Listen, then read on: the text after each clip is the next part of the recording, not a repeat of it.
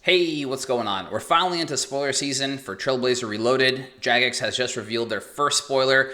This is going to be one of 14 spoilers that's going to be revealed between now and the start of leagues. They're going to be revealing, a set of spoilers every day. Now, today's spoiler was just one relic, and I'm going to go into that analysis in just a quick second. But I just want to let you know that I will hopefully be trying to release a video every day, giving you my analysis of every single spoiler that's given. So today it's just a relic. Tomorrow might be an entire task list. Who knows? I'm going to try my best to kind of have a video every day or one every couple days. I do work, so I may be a little bit busy, but hopefully we'll get into it and give you all the details you will need to kind of work on your strategy and your plans, so that way you can have a really successful and fun kind of league. So that said, let's get right into it. So today's spoiler was Trickster Relic. This is going to be one of your couple relics, probably in the first tier. It's going to be an early on skilling relic, and it focuses primarily on thieving, agility, hunter, and firemaking. Now, one thing I want to point out here before we get into it is there is this empty passive effect that we don't know. This is typically going to be something like XP rate multiplier, drop rate multiplier, maybe some bonus points for mini games, things like that. We don't know the details yet. Hopefully, Jagex will reveal this information in a spoiler soon. Otherwise, we'll definitely get it eventually when we start the league. So let's get right into it. So if you watch the animation on Twitter, I'm going to also put a link to the video in the description. But the animation shows this little, single carrot. And this single carrot was also represented as a tier 1 relic unlock in the previous Trailblazer League. So my guess here is by unlocking this relic, you're going to be also unlocking and choosing your tier 1. So this is probably going to be one of your 3 options for the relics at tier 1. So Jagex hasn't revealed whether they're going to have 3 relics per tier, or maybe they have and I missed it. Correct me in the comments below and I'll put an annotation on the video. But they said they're going to change up everything in our strategies. So maybe it's one of 4 options, maybe it's one of 2 options, who knows. That said, let's get into the skills. So thieving, so on the relic, there's 4 key points that affect thieving. The first one is you will automatically re-pickpocket your target. You will loot from pickpocketing is doubled and noted. Coin pouches, the limit is multiplied by 3, and you cannot fail actions for thieving, agility, hunter, and firemaking.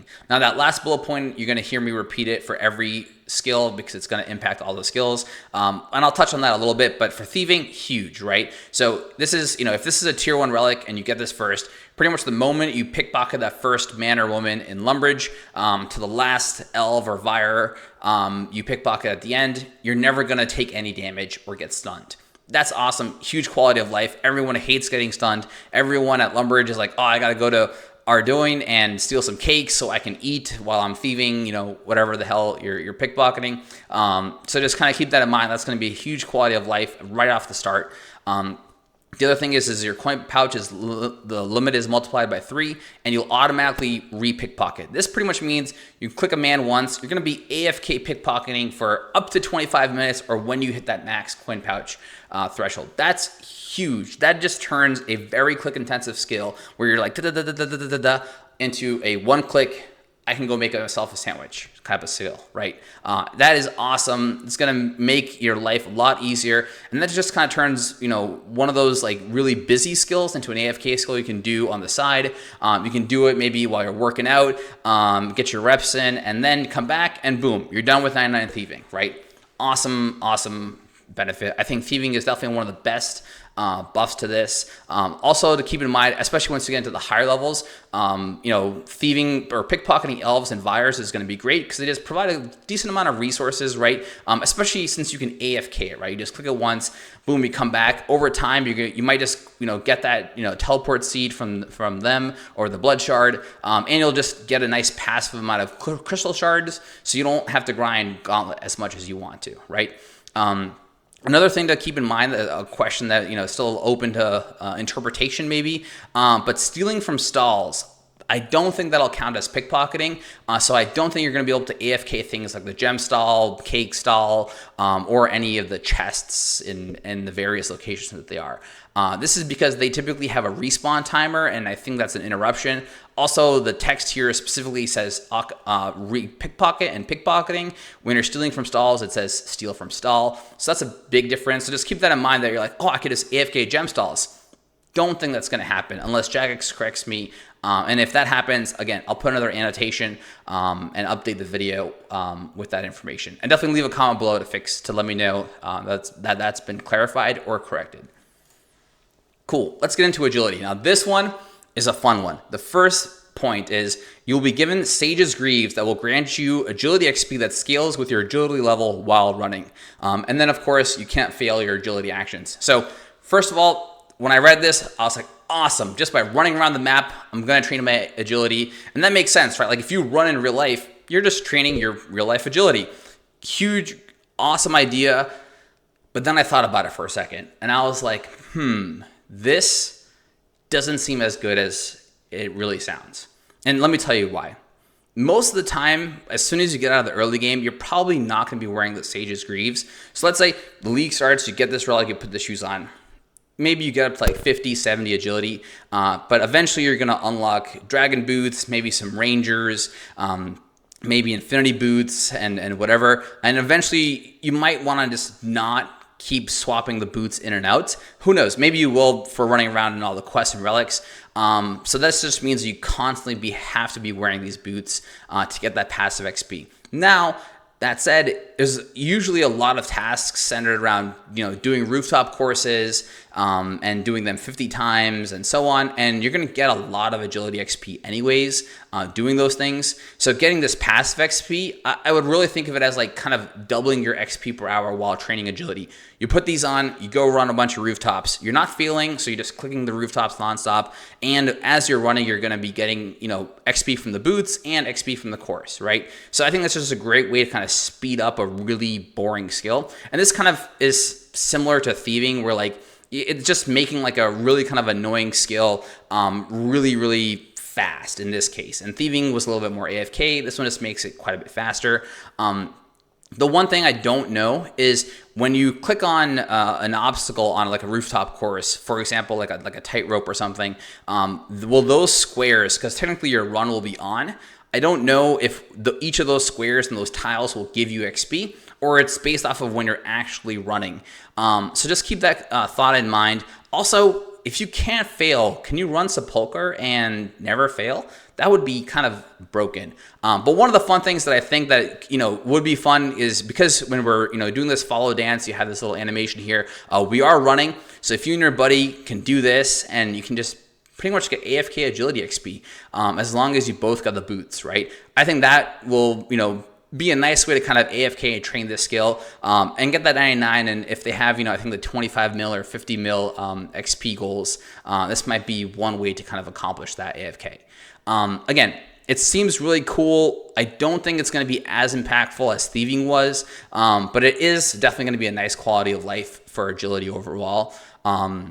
And yeah, this, if you hate agility, this might be the one for you, right? Put on some boots. Theoretically, as much as you run XP, right? But just remember, they did have last recall in the last two leagues, and if they continue to have last recall, a lot of the running that you kind of spend gets cut away because now you're just teleporting to a place, maybe your house, to drink from your ornate pool, and teleporting right back to the boss that you're fighting. And obviously you're going to not be wearing these boots. You're going to be wearing, I don't know, D boots or Pegations or something. And so you're not going to be getting XP during that time, right? That might just impact the mid or late game, but something to keep in mind. I don't think it's as strong as some of the other skills, but it's a great relic boost.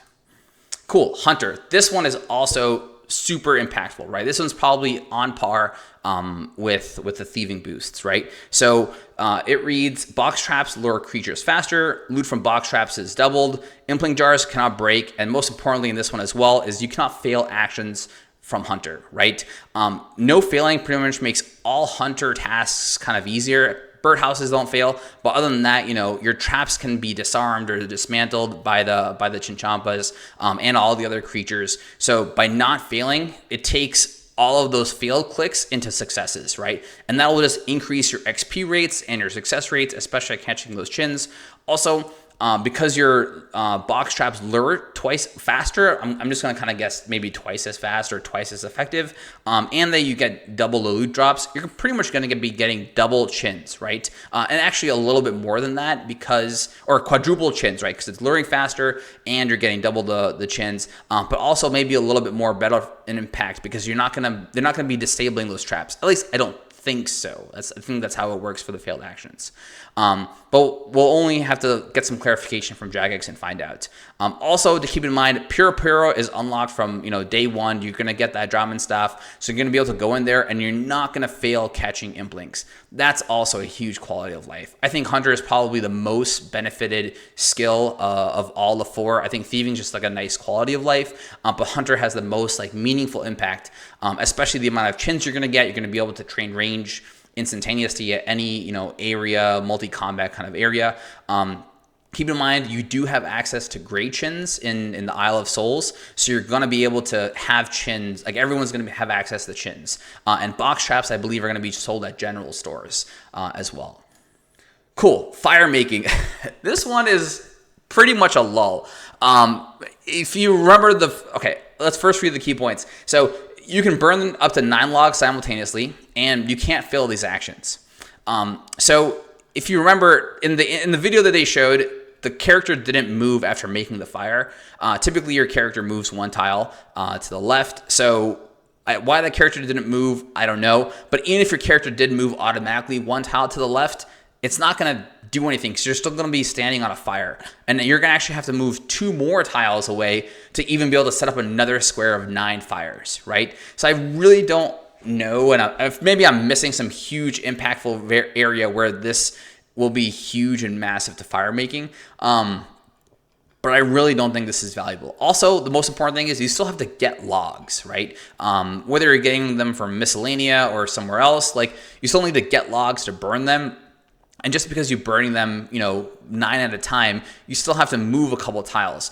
Firemaking is already a fast skill, especially with the XP multipliers. If you unlock Winter Tot, or if you just AFK chop some trees and you get a Smoldering Stone and get an Infernal Axe, or if they have that Infernal Axe relic that they had 2 leagues ago, back in Trailblazer. And I think, in Trailblazer, then you're going to be able to train Firemaking super fast AFK anyways. So I really don't think this is kind of like hey, we're going to give you a little bit of bonus and make this a relic for 4 skills instead of 3. That's what it feels like to me. It's kind of a total meme to begin with. Cool. So as a recap, this Trickster relic is great for Hunter and Thieving. It's okay for agility. I think it's not as powerful as it is for Hunter and Thieving, and the Firemaking part is just a lull. If I'm missing something and I completely am oblivious to some Firemaking secret, please leave a comment below. And thanks again for watching. Really appreciate you. If you're looking to follow along this entire series of updates and analysis of the spoilers, definitely subscribe. Like if you found this video helpful and I went into hopefully enough information and detail to give you some insight as to why you should choose or not choose this relic. And if you have anything, if you need to correct, I'm not an expert. I don't claim to be an expert at RuneScape. I'm a pretty new player myself. I'm just doing a lot of reading and research myself, and I'm just sharing kind of my synopsis with you guys. So if I missed something or have some incorrect information, please leave a comment below to correct me. I'm happy to leave annotations and corrections on the video. And thanks for watching.